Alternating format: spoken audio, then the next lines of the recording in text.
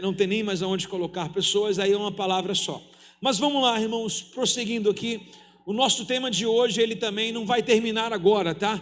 O nosso tema de hoje, ele vai até na próxima quarta-feira. Então eu vou fazer a parte de hoje 1 e 2, ou A e B. E o nosso tema nessa noite hoje, a irmã vai soltar para a gente, é um título bem provocativo, né? Bem incisivo, que se chama Judas, o ladrão. Repete comigo, qual o tema? Judas, o ladrão. Fale mais alto, por favor. Qual o tema? Judas, o ladrão. Uau! Quem conhece a história aqui de um dos 12 discípulos de Jesus chamado Judas Iscariote? A palavra Iscariote também tem a inclinação, como é o nome dele, da questão muito ontológica levado ao Jacó, né? Usurpador, enganador, trapaceiro, mais ou menos por isso aí, algo muito difícil de se relevar, ou seja, imprestável. E olhando essa palavra, eu estou dentro da cronologia, então eu não escolho o que tem a colocar, eu não escolho, é o que vem, tratando os livros da Bíblia de forma cronológica, né? Os evangelhos que é para nós aqui. E olhando essa parte de Judas, de manhã aqui, as meninas foram tomadas numa adoração, as duas meninas, e elas cantaram justamente a música que compõe essa parte no qual nós iremos ler hoje. E elas trouxeram essa canção aqui, e ela começou a falar, uma das ministras aqui, a falar sobre esse episódio da música, e trazendo a clareza do episódio, né? O fato da mulher, do vaso alabastro ter quebrado e ungido Jesus. Eu falei, meu filho estava aqui à frente, falei, Gabriel, caramba, eu vou deixar ela da bênção final, porque ela já está pregando já o que eu vou pregar aqui, né? E ela contou na música e contou também, né, parafraseando para a gente toda a história. E só que lendo a Bíblia tudo sai melhor, né? Mais claro, mais objetivo. Então permita que você seja essa mulher hoje apresentada, que permita que a essência, o teu melhor, seja dado para Deus hoje. Existe uma fragrância e nós precisamos abrir esse perfume, que se abre ele pela possibilidade da palavra entrar em vossos corações, da palavra entrar também na vossa mente. Então que vocês possam abrir aí para que o bom perfume de Cristo possa exalar decorrente na igreja. Eu vou terminar essa mensagem, parte 2, na quarta-feira, que eu vou ser mais incisivo à pessoa do Judas Iscariote. Pode ser? Achei bem legal a segunda parte. Vamos lá, por favor. Olha, quem anota aqui, quem traz caderno e Bíblia, levanta a mão. Faça isso, pessoal. Levanta, quem traz caderno e Bíblia, levanta ele. Pessoal, dá uma olhadinha para o lado, olha como constrange isso.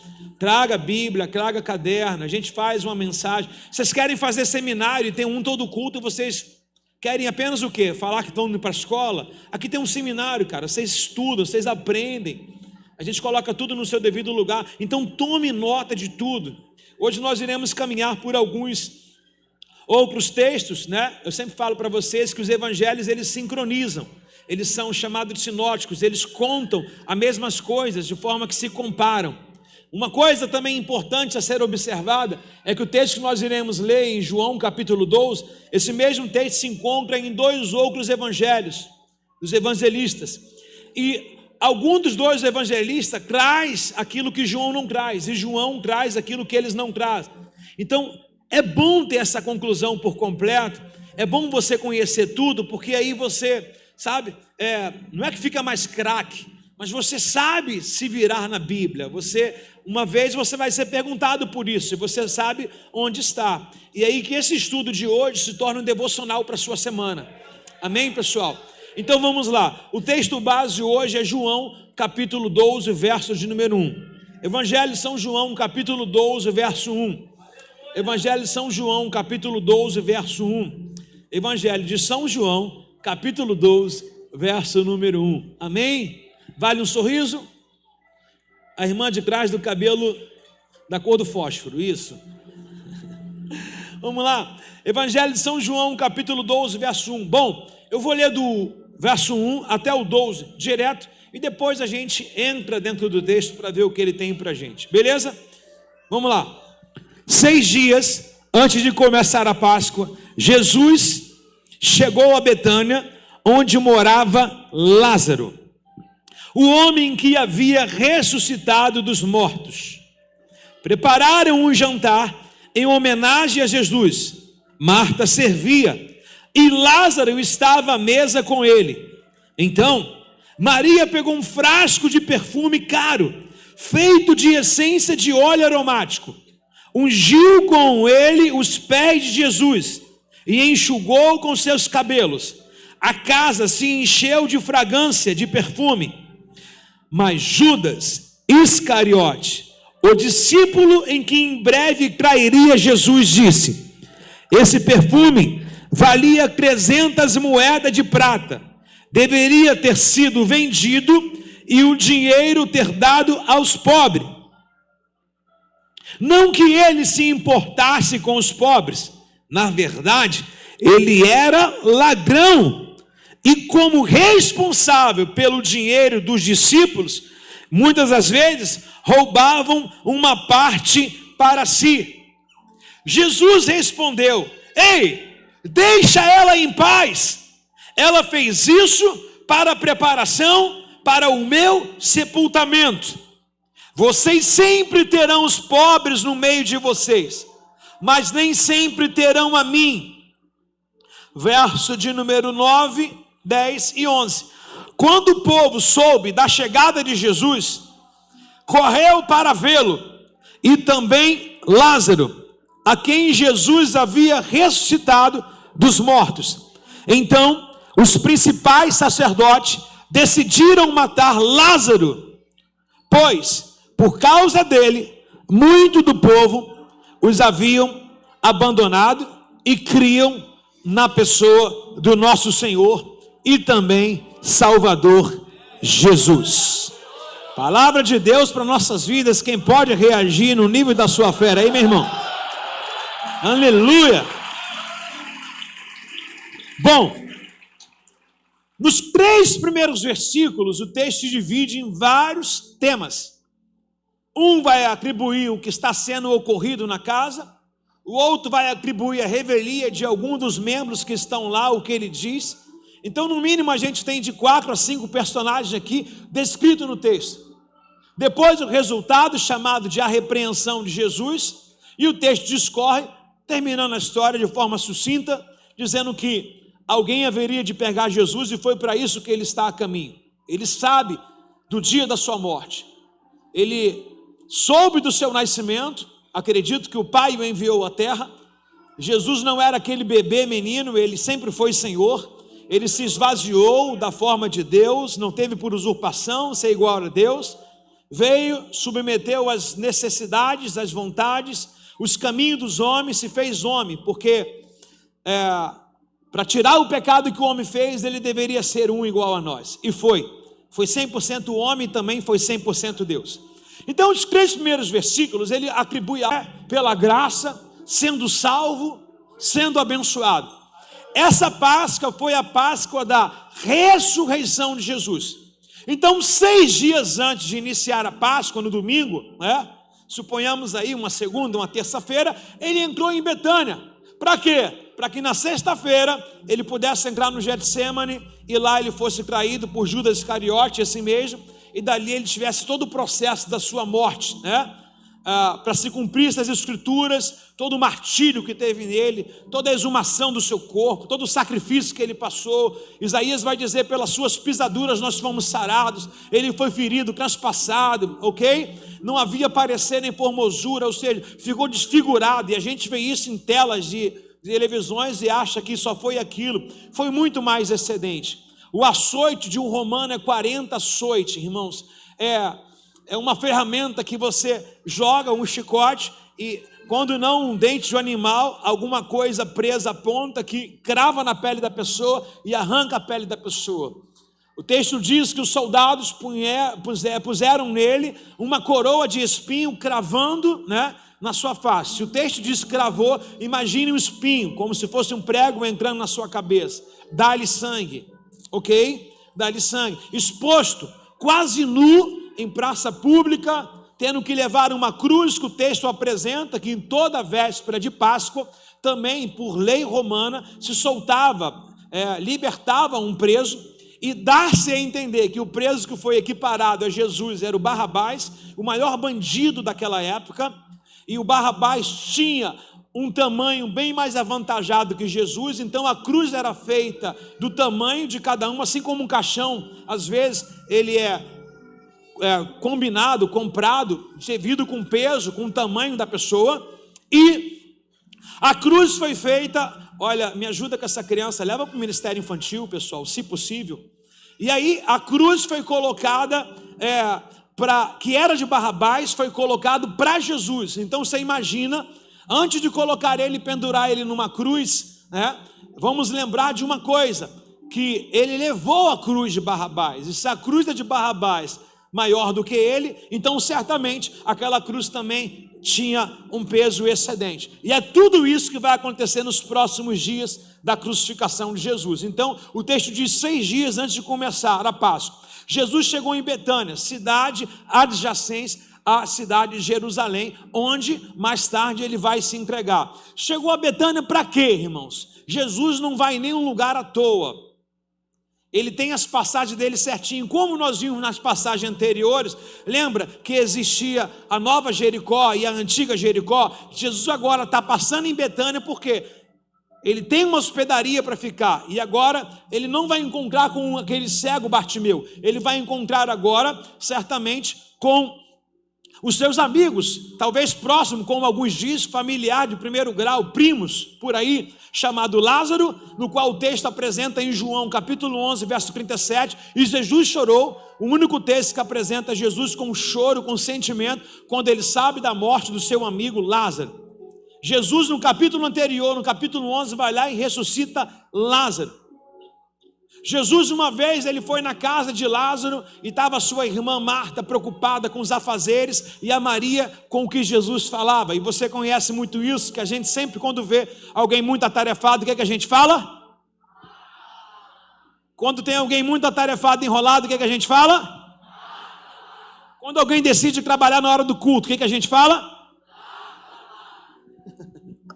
Quando alguém decide fazer qualquer outra coisa num ambiente em que é para adorar a Deus, o que nós falamos? Marta, Marta. O que a gente fala, Marta, Marta? A gente está dizendo para a pessoa assim, ó, vai adiantar trabalhar demais? Vai adiantar trabalhar no lugar da adoração? Não vai. E Deus não divide a glória dele com ninguém. Olhando por esse texto, ele sai em Betânia agora, e aonde morava o Lázaro, o homem que havia ressuscitado dos mortos. Prepararam um jantar em homenagem a Jesus. Marta servia e Lázaro estava à mesa. O texto justamente compõe tudo aquilo que a gente conhece. Porque Lázaro está à mesa, fazendo a social com Jesus, um amigo pertinente de Jesus, um amigo lado a lado, ombro a ombro. O que Marta está fazendo? A comida. O que Marta está fazendo? As coisas do lar. Não era um jantar? E Marta tem as suas ocupações e ela gosta das coisas da casa. E ela está lá fazendo. Agora o texto vai apresentar para a gente outro personagem interessante. Que esse outro personagem está escrito no verso 3. Maria pegou um frasco de perfume caro, repete comigo, caro. Um frasco de perfume feito de essência de óleo aromático. Ungiu com ele os pés de Jesus e enxugou com seus cabelos. A casa encheu com fragrância do perfume. Uau, repete comigo, uau. Bom, o nosso personagem principal do texto que a gente quiser trabalhar vai ser na adoração dessa mulher. Talvez você está aqui, essa mulher não é aquela mesma que o texto diz mulher pecadora? Calma, nós iremos chegar lá. São 2 episódios parecidíssimos. O que só troca é o fariseu por Judas, e o que troca é a mulher Marta pela mulher pecadora, e o outro personagem é Jesus, então dá no mesmo. Esse texto aqui não é a mulher pecadora, ok? Não é a mulher que a gente sabe que era pecadora, que os pecados dela foi perdoado. Esse texto é a mulher que é amiga de Jesus, amiga da família. É a mulher que é irmã de Lázaro, a quem Jesus ressuscitara dos mortos. Então esse texto apresenta para a gente alguém sem fadiga, alguém sem pecado, mas alguém provido de um coração de adorador. Agora o texto mostra para a gente que essa mulher pegou um frasco de perfume caro, feito de fragrância aromática, ungiu os pés de Jesus, ok? E a casa se encheu de fragrância. A casa se encheu de fragrância. Mais adiante, abaixo um pouquinho, nós iremos ver que o narrador descreve o valor desse frasco de perfume. Bom, ele vai descrever que esse frasco de perfume, ele tem a sua valia, o texto avalia em 300 moedas de prata. Se ganhava uma moeda de prata a cada dia de trabalho. Então a mulher pegou um ano de trabalho, abriu o frasco e derramou aos pés de Jesus. Por isso que você leu mais adiante, em que Judas faz uma incógnita lá, dizendo, não era melhor vender e dar aos pobres? Ou seja, o que ele merece? O texto apresenta para a gente que essa pessoa não andou errada, essa pessoa parece que foi nascida e criado, né, nos meios, nos princípios de Deus. Não foi uma pessoa que cheirou, não foi uma pessoa que bebeu, não foi uma pessoa que não conhecia Deus, não foi uma pessoa que mexeu com outro Deus, era uma pessoa chamada boa, era uma judia, Maria. Mesmo a gente não ser um pecador, como a gente olha nas páginas de televisão, pessoas cometendo atrocidades terríveis, violência exageradas, mesmo assim, nós precisamos, todas as vezes que o Senhor nos chamar, ir até o altar, nós precisamos entregar o nosso melhor. Nem sempre quem adora, quem grita, quem levanta a mão como vocês levantam tudo, quer dizer, ah lá, é pecador. Não, são pessoas gratas, reconhece aquilo que Deus já fez na sua vida. E o texto apresenta para a gente que ela pegou um ano de trabalho. Sabe o que é um ano de trabalho? Ela pegou aquilo que ela conseguiu um ano inteiro e derramou em um único só culto ao Senhor. Ela colocou diante dele, ela abriu aquele frasco, o texto diz, o texto não omite, ele diz que aquele lugar, a fragrância tomou aquele lugar, ou seja, uma única mulher provocou um cheiro extraordinário naquela casa, dando o seu melhor. Eu quero perguntar nessa noite, se alguém está exalando esse cheiro aí com o seu melhor? Vou perguntar mais uma vez por educação, alguém está exalando esse cheiro, dando o seu melhor? Qual o nível do culto que você veio fazer aqui? Qual o nível do teu cansaço, o nível das inquietações, o que você deixou de fazer, o que você vai fazer? Qual a preocupação lá de fora? Aquela mulher foi sem reserva, ela esqueceu o mundo e falou, tudo que eu tenho está aqui, ó. Sou eu, meu coração está diante do teu altar. Ela pegou um ano de história e derramou aos pés de Jesus, um ano de história. Ela não queria saber do dia da manhã. Ela entendeu que aquele momento era o mais importante. Eu quero perguntar, qual o frasco aqui que já está com sua tampa aberta? Qual é a pessoa que já está com seu coração aberto? Deixa Jesus sentir o seu cheiro. Deixa esse lugar ficar perfumado. Bom, a gente anda a níveis, né? E a nossa vida é feita de níveis. Você pode ter entrado aqui hoje. Quem nunca participou de um culto evangélico está participando hoje pela primeira vez? Tem alguém aqui, não? Alguém aqui que nunca veio numa igreja evangélica está vindo pela primeira vez? Todos já vieram a segunda, terceira vez, ok? Quem ainda não se converteu? Quem ainda não se converteu, não entregou a vida para Jesus? Levante sua mão assim, por favor. Lá atrás tem uma vida, mas aonde tem outra?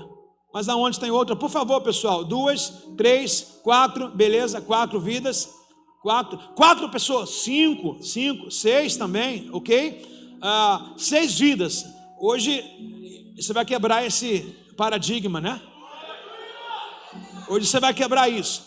Suponhamos aqui que hoje você vai se cumprir aqui com o que eu estou falando aqui, ó. Vejam bem aqui, o primeiro episódio que Maria esteve, por que ela fez essa adoração diferente de todos? Porque ela um dia parou para ouvir Jesus falar. Então a Bíblia mostra para a gente que é sempre o nível. Os olhos vai dizer assim, antes eu ouvia falar, hoje meus olhos te veem. Ou seja, você pode sentar aqui não conhecendo nada, mas isso não quer dizer que nada possa ser lhe apresentado. Um pouquinho do que você vai saber aqui hoje, existe gente que não sabe nada lá, então a sua informação será uma informação. Sabe aquele assunto chamado cesta básica? O que eu preciso para sobrevivência eu tenho? É isso hoje que Deus está fazendo aqui, ok? É isso hoje, é o básico de hoje, mas ele será muito útil. Preste atenção o que diz em Lucas capítulo 10, o verso 39. Lucas 10, verso 39. Posso ler? Posso ler? Sua irmã, Maria, sentou aos pés de Jesus e ouvia o que ele em si. Quem conhece um pouquinho dessa história aqui vai lembrar que Jesus faz uma visita na casa de Marta, Lázaro e Maria. E chega lá, ele vê a Marta nessa agitação do dia a dia. E a Marta para bater um diálogo com Jesus. O nível da intimidade era tamanho que ela diz assim: ei, ô Senhor, não te importunes aí que a minha irmã pare tudo, o serviço da casa, o doméstico, para ficar te ouvindo.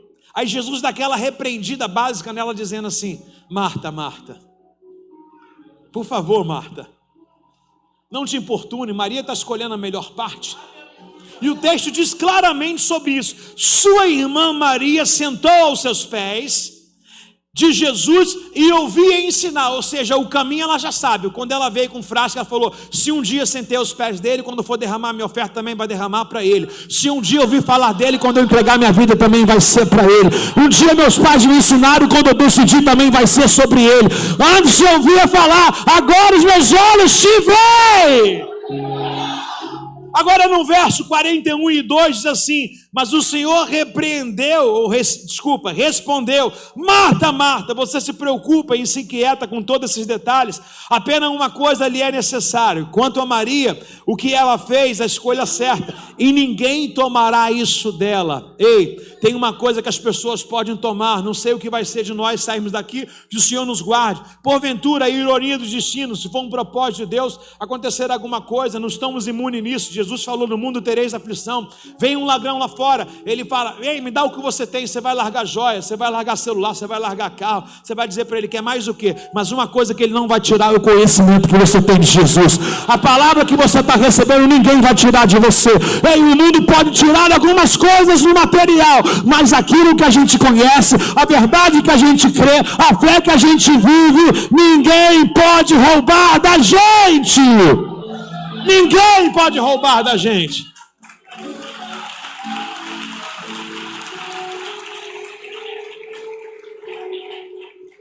Aí o texto apresenta a Maria mais à frente, trazendo uma unção especial, uma devoção dela e entregando aos pés de Jesus. Mas por que ela fez isso?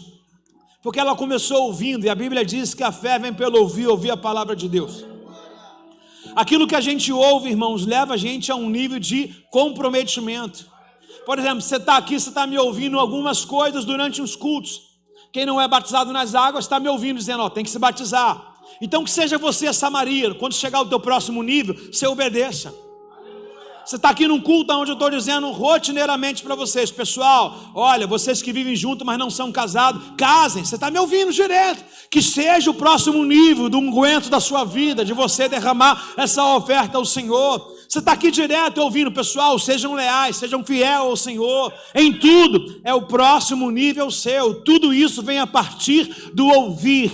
Ouvir a palavra de Deus. Conhecereis a verdade, e a verdade também lhe libertará. Agora ela ouve essa verdade, ela para. Você imagina numa fazer de um lar doméstico, onde o feijão está no fogo, a casa está desarrumada, aqueles lixos, está tudo beirando no canto, tem que arrumar 2 cômodos. Essa mulher não quer nem saber. Quem é aqui dona do lar, que é uma baita de uma junção para a família, e já foi tomado pelo Espírito Santo no meio das suas tarefas do seu lar? Levanta a mão. Quem já foi?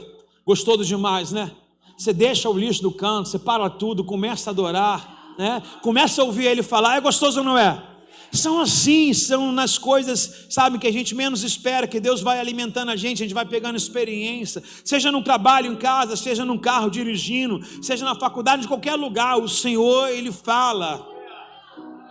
Jesus falou que chegou a hora que os verdadeiros adoradores adorarão o Espírito em verdade. Na visão da mulher samaritana só era no templo. Ele falou: não, no templo você se condiciona, é o ajuntamento, é coinonia. Mas o Espírito está soprando, o Espírito está soprando, meu irmão, no trabalho, o Espírito está soprando na faxina, o Espírito está soprando nas vendas. Aonde você vai, o Espírito está com você. A Bíblia diz que ele nunca deixou de se mover. Gênesis 1:26 diz: e o Espírito pairava sobre a face das águas. Sabe o que é isso? Em meio ao caos que estava a terra, o Espírito estava se movendo. Talvez esse caos também é a sua vida. Em meio aos caos, o Espírito Santo está se movendo, dando forma naquilo que não tem forma. Deixa ele trabalhar, deixa ele se mover, deixa ele começar a pôr as coisas em ordem. E o Espírito de Deus pairava, se movia sobre a terra quando tudo estava num caos. E aonde o Espírito Santo está, ele faz a expressão de Deus. Existem 2, irmão, Espírito. o meu espírito e o Espírito de Deus. Se o Espírito Santo de Deus está na minha vida, ele comunica com o meu espírito. E a Bíblia diz que o Espírito Santo, ele faz a interpretação daquilo que a gente não sabe orar a Deus. Ele leva a nossa oração com gemidos inexprimíveis a Deus. Ou seja, em qualquer área da nossa vida que o Espírito Santo está, que ele está vendo que está um caos, ele comunica com Deus dizendo: olha, Senhor, ele está precisando desse refrigério aqui. Olha, Senhor, tem alguém recebendo isso aí? Não. Olha, Senhor, ele está precisando desse caos aqui, ó. O teu servo está passando por isso, e isso é bom demais. Ele dará ordem aos anjos ao teu respeito. Pode acreditar, existe um céu cooperando para a sua vida. Ei, você não é comum. Você não é comum, você está chipado, meu irmão, te chiparam, pastor, que chip? O sangue de Jesus está sobre você, e aonde existe a marca do sangue de Jesus, o inimigo não toca. No antigo Egito, teria uma mortandade terrível no antigo Egito, e Deus falou assim: Moisés, diga ao povo que sacrifique um cordeiro, já trazendo a tipologia para Cristo. Sacrificaram cordeiros, pergiram a marca do sangue sobre cada umbral da porta. O que é isso? Aonde tem a marca do sangue, o inimigo não entra. Não entra. Olha para o pessoal do seu lado, fala: você está chipado. A palavra chipado é chip, tá? Você acha onde tiver a pessoa, você loga e vê ela. É um rastreio. Deus sabe onde você está. Jonas falou: vou me esconder. Deus achou no fundo do porão. Vou me esconder. Deus achou no fundo da baleia. Vou me esconder. Deus achou na profundidade do oceano. Não tem para onde fugir. Davi vai dizer assim, ó: se eu fugir da presença do Senhor, seria em vão, porque se eu estou debaixo da cama, Ele está. Se eu vou na profundeza do abismo, Ele está. Não tem para como fugir da presença de Deus. Dá um catuque na pessoa do seu lado, está autorizado a balançar ela e falar assim: Deus te achou.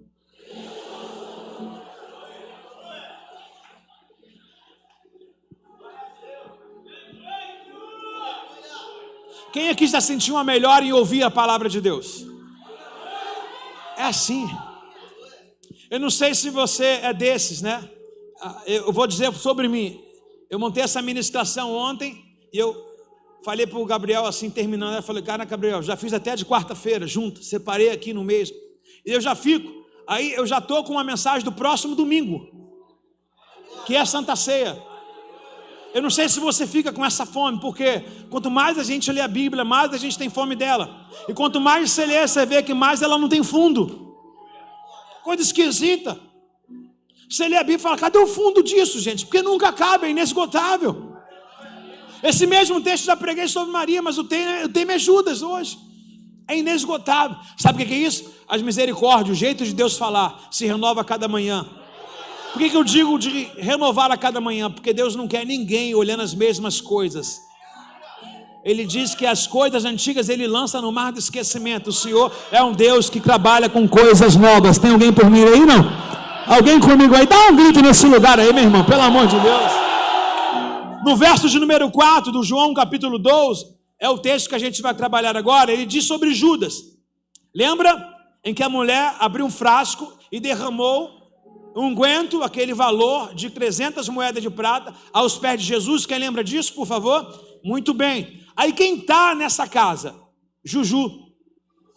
Judinha está lá. O Judas está lá e ele está olhando. Mas Judas Iscariote, o discípulo que em breve trairia Jesus, você vê essa fala. O discípulo que em breve trairia Jesus é algo que alguém já sabe, mas ele está retrocedendo para cantar. Então é uma história já vivenciada, que já sabe o final, como é que foi, né? Mas ele está dizendo aqui num comentário: o discípulo estava lá, aquele que trairia Jesus, ok? Disse: esse perfume valia 300 moedas de prata. Quantas moedas de prata?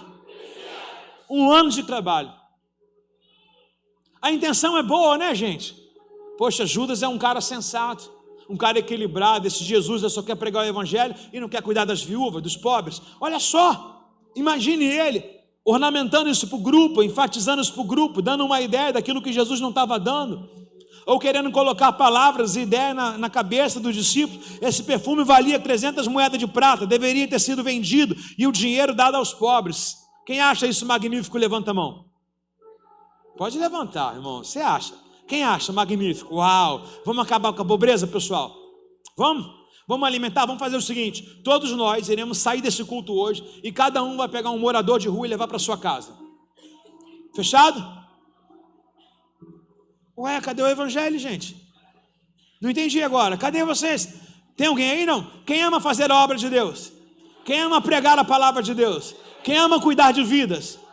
Então vamos aceitar a ideia de Judas. A ideia de Judas é que cada um leve um morador de rua para sua casa e arrume um quarto, esvazie o quarto lá da leste do cachorro e bota um morador de rua para morar lá, liga o ar-condicionado, dá uma condição de vida para ele. Alguém quer fazer isso comigo hoje, não? Hã? Ô Jesus, a igreja foi embora. Ô, volta aqui. Igreja, volta aqui. A ideia de Judas é genial. Para os outros fazer, não para ele. É muito fácil dar conselho naquilo que você não faz. Você é especialista em dar conselho naquilo que você não faz. Ah, porque a gente podia, quando a gente faz, cadê você? Não deu para mim. Estava ocupado. Genial ideia. Lança a ideia, mas não faz parte do propósito. Uau! Olha o Judas aí. Esse cara é fabuloso. Ele dá uma ideia. Esse perfume valia 300 moedas de prata. Deveria ter sido vendido e o dinheiro dado aos pobres. Não que ele se importasse com os pobres. Olha a visão do comentarista, apóstolo João. Não que ele se importasse com os pobres. Ponto e vírgula. Na verdade, ele era Lula. Ele era ladrão. O que foi, pessoal? Não entendi. Na verdade, ele era... Olha, daqui a pouco levanta alguém e vai embora. Olha a pessoa que está de vermelho aí. Respeita, irmãos. Na verdade, ele era o quê? Ele era o quê? Ladrão. E como responsável pelo dinheiro dos discípulos, muitas vezes roubava para si uma parte. Ora. Qual a intenção do texto? Mostrar que pessoas boas cometem assuntos que parecem ser bonitos, mas na verdade tem um fundo de intenção para cada um deles.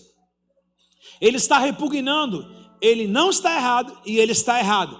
Ele está dizendo uma causa que Jesus não anulou, ajudar os pobres. Agora eu quero saber se Judas faz isso. A causa que ele levantou deveria ser o primeiro a fazer. Só que o texto diz que em vez de dar para os pobres, ele, pobre aqui, pobre primeiro sou eu. Chorar a mãe dele vai chorar a minha. Tá lá. Aí o texto mostra para a gente em que ele fala de uma autopiedade, uma linguagem altamente venenosa. Por que é que existem muitas pessoas hoje que não congregam? Pergunta alguém lá de fora, irmãos, se quer vir para a igreja. O que a pessoa que está lá fora fala? Pastor é ladrão. Porque alguém sutil isso. Pastor não pode sorrir, pastor não pode andar cheiroso. A figura do pastor tem que ser um fusquinha caindo aos pedaços e muito pobre. É sério.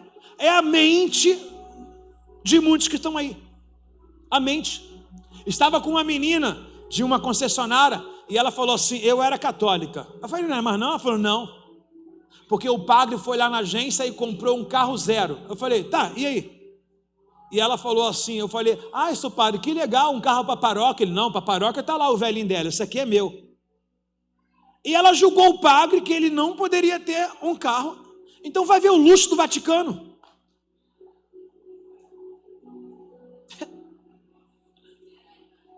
Ô Judinha, dá uma ajuda para nós aqui, pai. Não que eles se importassem com os pobres. Olha, o texto é claro. Ele não se importava com os pobres. Então essa história de falar assim, olha, não dá para investir em som não, vamos ajudar. Não. Essa história de não se comportar com o que está acontecendo no culto é a história de Judas Iscariote. Judas Iscariote está apontando o quê? Anulando o que está acontecendo no culto e apontando para as coisas que estão lá fora. Olha a necessidade de todo mundo passando fome, para que isso? É o que acontece. Por isso que hoje a maior igreja é a igreja dos afastados. Irmãos, ideias de gente assim tomam o coração de muita gente no cega. Tem muita gente perdida, irmão, que vem para o culto, até agora nem entrou no culto. Aí o diabo fica olhando e falando, esse é um alvo fácil. Aí vai e pega essa mente. Quer ver? Você acha que a serpente pegou a Eva no primeiro dia? A Eva e o Adão eram eternos. não existia contagem de dias para eles. Eles eram imortais. Não conheceram a mortalidade. Conheceram a mortalidade quando a serpente maligna, sim, conseguiu tomar o seu coração. Mas você imagina que quanto tempo a serpente mandou um zap para Eva, falando: oi, Eva. A Eva só olhou, ficou azulzinho, falou assim: deixa, não conheço, né? Aí no outro dia ela botou: bom dia, né? Aí ficou azulzinho de novo, aí no terceiro dia: bom dia, paz. A Eva falou: e é crente? Aí, oi, qual o seu nome? Oi, eu sou a serpente. Ah, tudo bem, é que a gente mora próximo aqui no jardim, eu passo, sempre te vejo. Aí ficou azulzinho aqui, azulzinho lá, e foi alimentando o texto. Como é que se corta o mal, irmão? Bloqueia aquilo que vem do inimigo. Se bloqueasse na primeira palavra oi, o mal não teria continuado sobre nossas vidas. E não vem dizer que consegue controlar não, porque aquilo que falam pra gente massageia o nosso ego. Quem não gosta de ser elogiado, irmão? O cara manda um zap para você e fala: estava linda ontem, o marido não falou e alguém da rua falou. Você vai guardar aquilo no coração, e o dia que não estiver bem com o marido, irmão, vai ficar aquele elogio na sua cabeça dizendo: tem alguém que te dá mais valor, tem alguém que te dá mais valor. Já era. Se não bloquear, meu irmão, se não parar o mal pela raiz, não adianta, vai enraizar e não tem como controlar. Alguém está me ouvindo aqui, não? Agora, qual a intenção disso aqui? Porque a intenção de Judas é venenosa. Judas, ele tem um veneno jogando e ninguém está percebendo. Claro que Jesus sim, por isso que a mensagem vai terminar na quarta-feira. O Judas está jogando um veneno, ele está desdenhando. Você imagina aqui, ó, repete comigo: Jesus está sendo ungido e honrado, e o discípulo está questionando. Você não vê maldade nisso, não? Jesus está sendo honrado e tem alguém dizendo assim: desnecessário isso, como é que ele deixa acontecer isso? Para que isso? Poderia vender e dar aos pobres. Só que o texto mostra o que estava na intenção da sua fala. Porque falar até papagaio fala, agora sondar o coração, Deus sonda. Aí o que estava no coração dele era o quê? Não que ele se importasse com os pobres. Acabou o texto. O Judas está falando de algo que ele não conhece. Está falando de algo no qual ele não tem propriedade. Ele não se importa com os pobres, mas ele está querendo colocar uma ideia.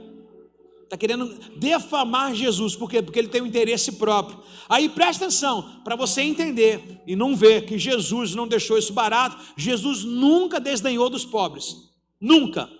O próprio Deus nunca desdenhou do pobre. Quer ver? Deus que escolheu Elias. Deus mandou Elias, confiando no profeta, no momento que o profeta estava em crise, mandou o profeta na casa de quem? Da viúva.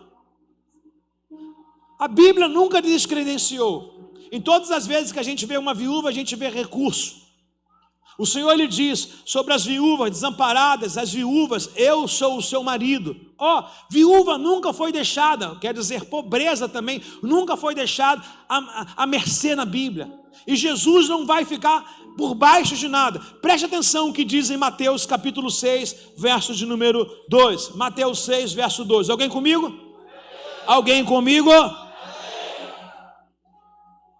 Quando ajudarem alguém necessitado, não faça como o hipócrita do Judas, que tocam trombetas e as sinagogas nas ruas para serem elogiados um pelos outros. Eu lhe digo a verdade, não receberão a não ser essa recompensa, somente essa. Mas quando vocês ajudarem alguém necessitado, não deixe que a mão direita saiba o que a mão esquerda está fazendo. Dê sua ajuda em segredo, e seu pai que observa em segredo os recompensará. Se Judas tivesse uma intenção boa, ele chegava no ouvidinho de Jesus e dizia para ele assim: poxa, Senhor, o nosso caixa está baixo. O valor que essa mulher está botando aí dá para alimentar uma multidão. Mas não, ele fala de uma forma ofensiva para descredibilizar o ato e manchar a imagem da adoração. É sempre assim, irmão, o espírito de Caim, olhando Abel fazer e criticando Abel, mas poderia fazer a mesma coisa. Qual foi o momento de honraria nos 4 evangelhos que você vê Judas honrando Jesus? Não, quarta-feira você vai ver só desonra em cima de desonra, desonra em cima de desonra, que vai levar ao suicídio da sua vida. E por diversas vezes dava para parar, mas ele não quis.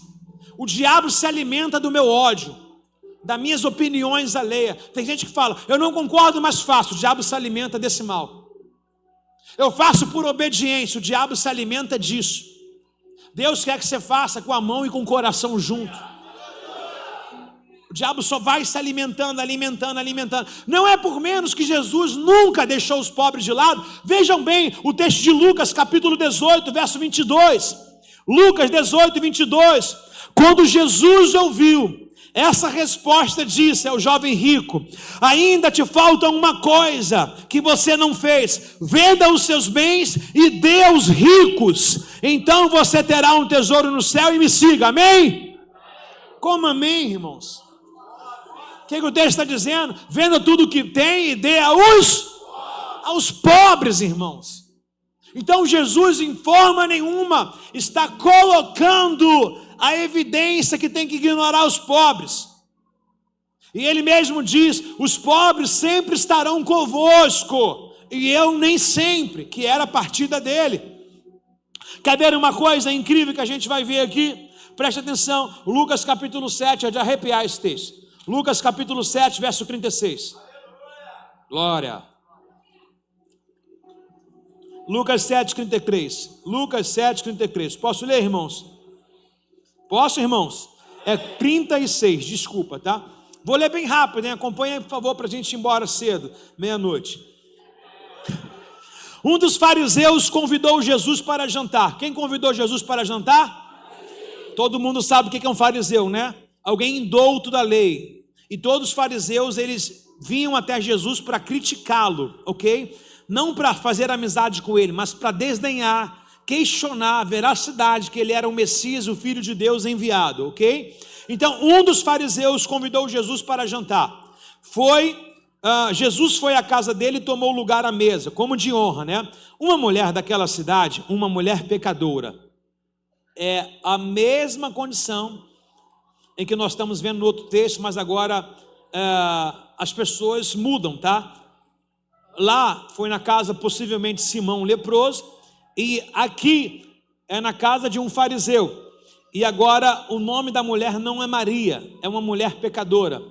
Dar-se a entender Maria de Magdala, chamada Maria Madalena, aquela mulher cujo qual o Senhor a liberta daqueles 5 homens no qual ela teve, e o que estava atuante com ela, que não era marido dela e era marido da outra. Ou seja, a mulher tinha uma amante. Dá a entender que essa mulher aqui, quando uma mulher daquela cidade pecadora soube que ele estava jantando ali, trouxe um frasco de alabastro contendo um perfume também caro. Em seguida, ajoelhou-se aos pés de Jesus, chorando com lágrimas, caiu aos seus pés dele e secou com o seu cabelo e continuou a beijar e derramar o perfume sobre ele. Não é a mesma coisa, pessoal? Sim ou não? Pessoa diferente, a mesma coisa, né? Então, a adoração está independente do que eu já fiz. Se eu errei muito, eu devo adorar. E se eu não errei nada, eu devo adorar. No reino dos céus vai entrar, meu irmão, quem já cometeu muitos pecados, mas se arrependeu, e quem acha que nunca cometeu, mas está arrependido. Então, a adoração nesse lugar não é lugar apenas para pessoas ruins, também é para pessoas boas. Cornélio era uma pessoa boa, foi alcançado, Atos dos Apóstolos. O homem íntegro, correto, foi alcançado.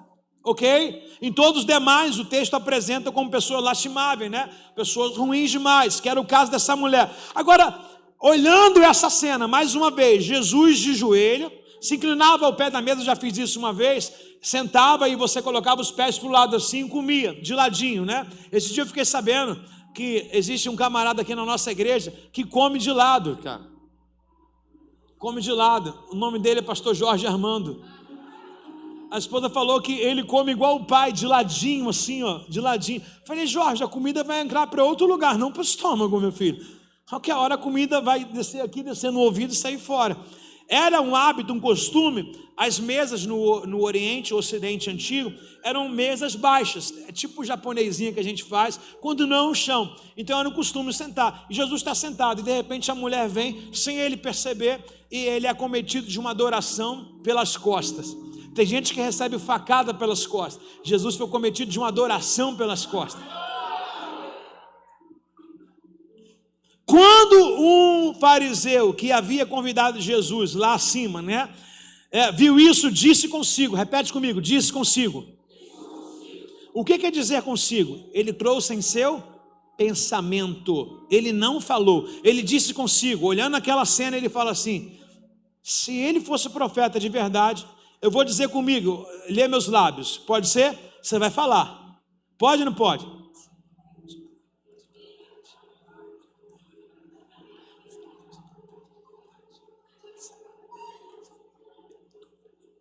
que eu falei? Ó.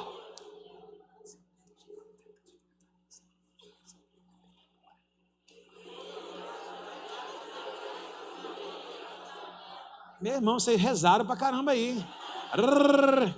Se ele fosse profeta de verdade, saberia que essa mulher é uma pecadora. Disse consigo, ou seja, não houve voz, ele pensou no coração. Meu irmão, você pode estar nesse lugar pensando e enganando, sorrindo, mas o que está dentro Deus conhece. Deus conhece. Ele conhece a intenção e pensamento do coração, irmãos.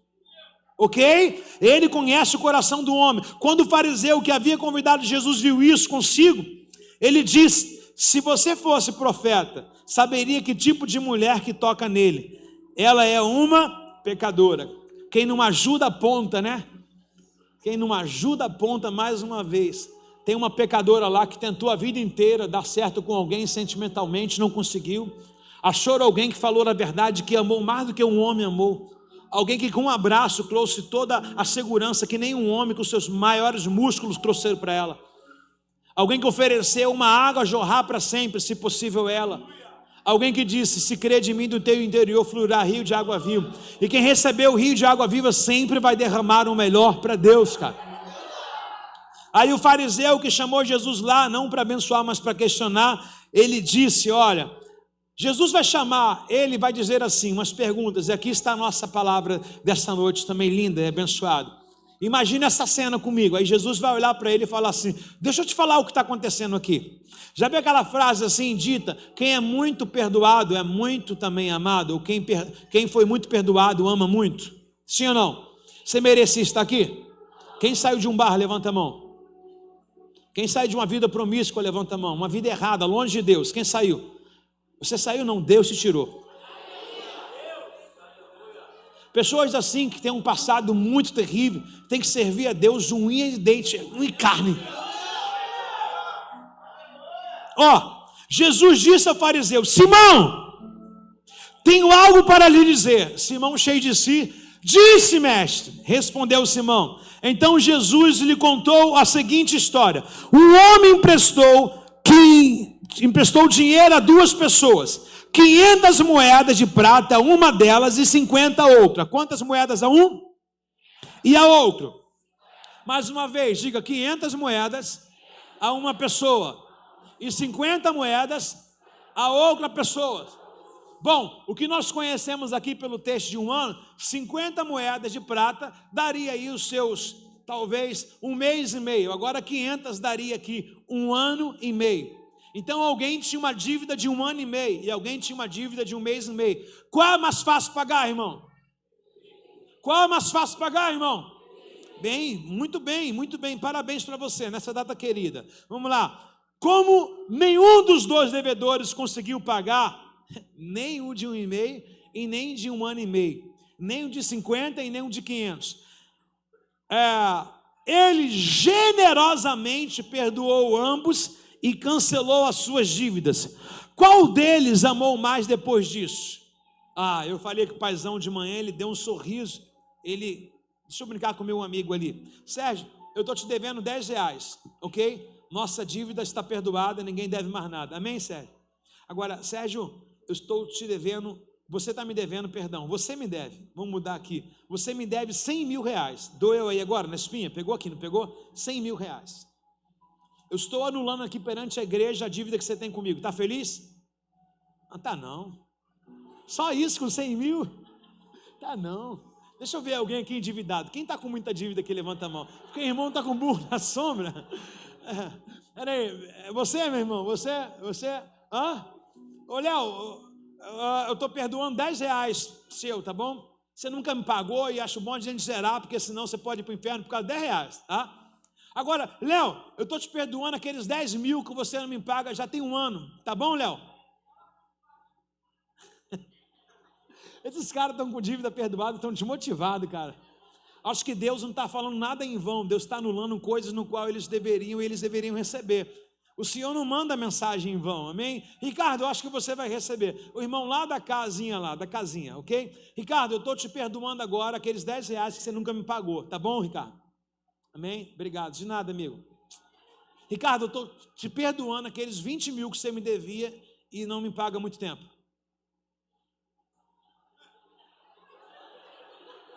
Olha lá, o que ele está fazendo. Ele levantou. Ele estava sentado com R$10, com 20 mil ele ficou de pé. Repete o que você falou.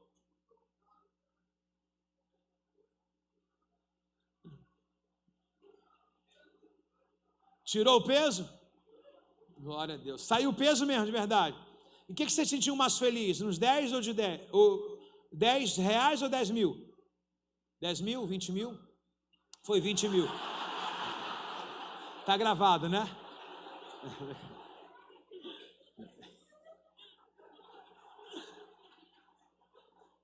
Bom, a Bíblia diz que quem foi muito perdoado deve amar muito.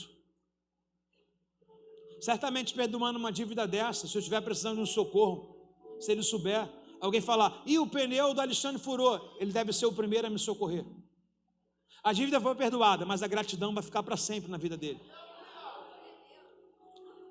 A dívida nossa foi perdoada, todo escrito de dívida que era contra nós foi rasgado naquela cruz.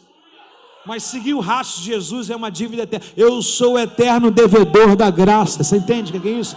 Eterno devedor da graça. Eu sei que Ele pagou meus pecados. Eu sei que meus erros carinho foi anulado. Eu sei que o escrito de dívida que era contra nós foi rasgado naquela cruz.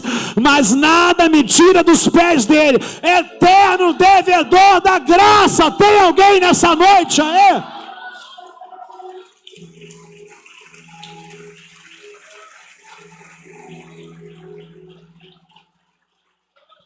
Uma pergunta para o fariseu, suponhando que generosamente perdoou a dívida de ambos. Qual? De 50 moedas, de 500 moedas. Aí, lógico, de forma antológica, o Simão vai responder aqui, verso 43. Simão respondeu, supondo que aquele quem ele perdoou a maior dívida. E Jesus respondeu, você está certo. É mais fácil marcar uma vida de uma pessoa com 20 mil ou com 10 mil? 10 mil, R$10 ela vai dizer assim, R$10, 10 reais não é nada, vai me cobrar R$10. Você está me cobrando R$10? Alguém já falou isso para alguém, não? Alguém já disse isso para alguém? Fulano, você me deve R$5. Como é que você tem coragem de me cobrar R$5? Alguém já disse isso, não? Já não? Como é que você tem coragem de me cobrar R$10? Mas agora você não tem coragem de dizer para alguém, nem ouvir de alguém, como é que você tem coragem de me cobrar 20 mil? Está comigo aí, não? Sim ou não, Rebeca? Sim ou não, pessoal? Sim ou não? Aí esse fariseu, ele diz, é claro que aquele qual foi muito perdoado, o maior número da dívida é o que mais vai amar. Jesus se voltou para ele, por que ele está dizendo isso? Porque a gente conhece a história e sabemos que essa mulher veio de um passado muito mesquinho, um passado muito incerto, um passado no qual estava manchando a vida dela, desmerecendo a dignidade de uma mulher, a hombridade de ter uma família. Então essa mulher reconhece todo o efeito da palavra que ela recebeu de Jesus e ela está sendo grato àquilo ali, ok? Agora, olhando para o fariseu novamente, Jesus fala para ele assim, agora dói, hein? Agora dói. Verso 44, então Jesus voltou para aquela mulher e lhe disse, veja, essa mulher está ajoelhada aqui, quando entrei na sua casa, você não ofereceu nem água para lavar os pés, mas ela lavou meus pés com as lágrimas e secou com o cabelo. Você não cumprimentou com um beijo na porta, desde que eu entrei, ela não parou de beijar nos meus pés. Você não ofereceu um óleo para ungir a minha cabeça, mas ela ungiu meus pés com perfume. Eu lhe digo, os seus pecados dela são muitos, foram perdoados, e por isso ela demonstrou muito amor por mim, mas a pessoa quem foi pouco perdoada demonstra pouco amor. Então Jesus disse àquela mulher, mulher, seus pecados são perdoados. Às vezes quando você vê alguém extravagante na presença de Deus, pode acreditar, aquela pessoa está valorizando o que ela está vivendo. pessoas que amam muito, pessoas que são desprendidas, pessoas que adoram, pessoas que pulam, que celebram, pessoas que vêm no meio da dificuldade, pessoas que não são omissas, elas estão reconhecendo aonde elas estão. Ela lembra da vida antiga do Egito, ela diz: o lugar onde eu estou, mais vale um dia nos teus átrios do que muitos outros dias em qualquer outro lugar dessa terra. Quem é muito perdoado ama muito. Essa história nos deixa mais apaixonados por Jesus. Ele não faz acepção de pessoa. E se você for olhar o final da história, não li de manhã, vocês estão sendo presenteados. O verso 50 termina assim: e Jesus disse à mulher: a sua fé.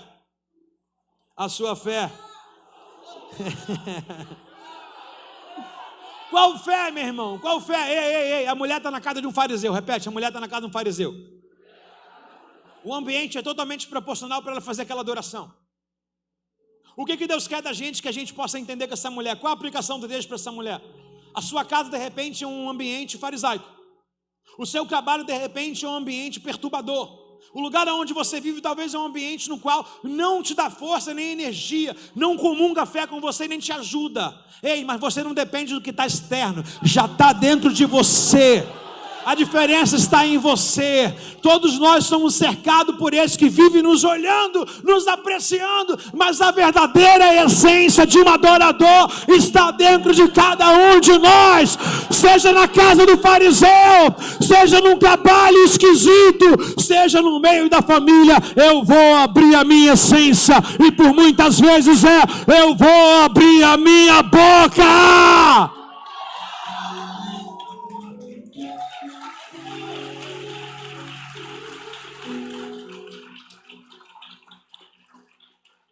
Oh, aleluia.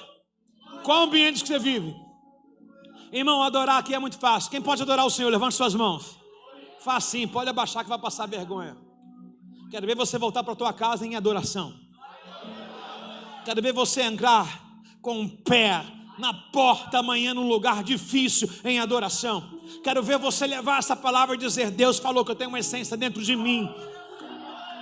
Daniel, ele entrou na Babilônia e falou: eu vou fazer a diferença aqui nesse lugar. Ninguém quis fazer o que Daniel fez, e ninguém tem o nome relatado para a gente saber. As pessoas diferentes, elas vivem de legado. As pessoas diferentes, a história delas perpetua. Pessoas diferentes, Deus alonga a sua posteridade. Tem alguém nessa noite que está me ouvindo aqui? Pelo amor de Deus, meu irmão.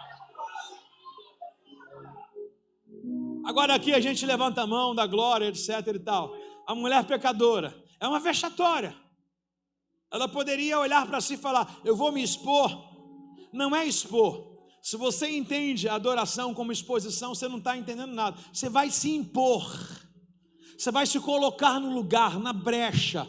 Na casa do fariseu, ela está vendo que está todo mundo querendo afinetar Jesus. E ela fala assim: vou acabar com isso com uma adoração. Eu não sei qual ambiente que as pessoas estão desdenhando da sua fé. Eu não sei qual ambiente que você está sendo chacotado, que você está sendo um objeto de zombaria. É nesse ambiente que você tem que adorar. Pode aumentar o nível do seu som, pode aumentar o nível da sua intensidade na adoração. Deus vai honrar os lábios de um adorador. Por muitas vezes a gente vê pessoas que tinham tudo para murmurar e abrir a boca para adorar. Atos 16, os 2 homens presos, ferrolho nos seus pés, mãos atadas, dentro de uma prisão, decidem orar, as cadeias externas quebram. A nossa adoração, a nossa entrega, ela faz com que as potestades externas, os principados externos, sabe, o cabeça regional, o que atua ali, trabalhos são quebrados no meio da adoração. Trabalhos são quebrados. O principado da Pérsia prendeu o anjo, irmão. Segurou, olha a força que o cara tem, segurou um anjo. Mas a adoração do Daniel fez com que Deus elevasse um nível da resposta. Ei, eu quero dizer para você, o tanto que você insiste, o tanto que você adora, Deus também pode aumentar a tua unção para as guerras que você está passando. Agora, ficar de boca fechada, não reagir, não vai adiantar nada. Tem alguém para chamar a atenção do Senhor aí? Se está precisando, se a tua guerra é grande, exalte ao Senhor. Se a tua luta é grande, igual um desesperado, faz alguma coisa.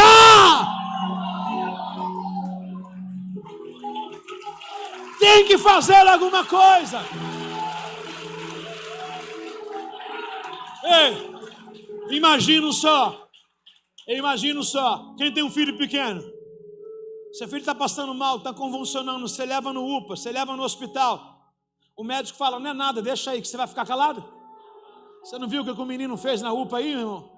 A esposa que não socorreram, deixaram a menina pobre, coitada, falecer, o menino quebrou, foi tudo, ataque de histeria, autodefesa, aquilo mostra o nível da nossa humanidade, com a pessoa que a gente amava. Se você vê alguém fazendo uma covardia, desdenhando do seu filho, o que você vai fazer? Entrar em guerra. Não é hora de afrouxar as pontas. Não é hora de desistir. Ei, tem alguém aí valente aí? Não é hora de desistir. É hora de partir para o bom combate. Ei, se você tem uma missão, a unção será equipada do tamanho dela. Maior é o que está dentro de você aí, ó. Maior é o que está dentro de você do que o que está no mundo. Tem alguém para receber isso aí, meu irmão?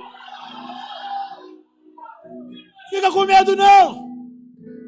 Seja qual for a luta, a enfermidade, seja qual for o episódio da sua vida, seja qual for a casa do fariseu, aqueles que te perturbam, aqueles que desdenham da sua fé, aqueles que zombam da tua fé, os 3 amigos que vêm para ajudar Jó a atrapalhar ele, fica tranquilo, eu sei que o meu Redentor vive, em breve se levantará em meu favor. Tem alguém para receber isso aí no seu espírito?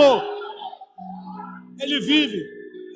A Bíblia diz, desde a antiguidade não se viu com os olhos, nem se deixou de ouvir com os ouvidos de um Deus que trabalha a favor daqueles que nele esperam. A pergunta é, Deus está trabalhando, quem está esperando aí?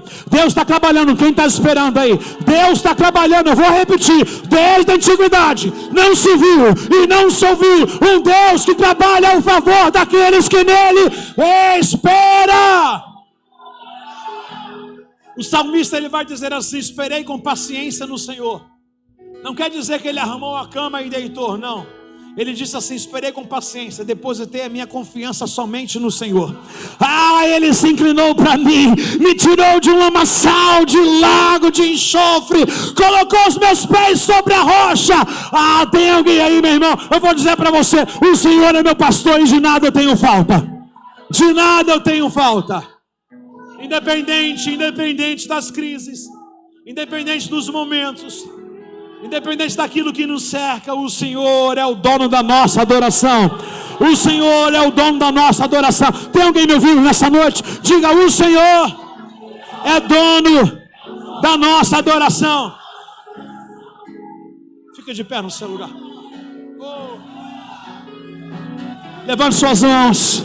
Você vai entrar em guerra com as mãos erguidas. Você vai entrar em guerra com as mãos erguidas. Posicione como atalaia.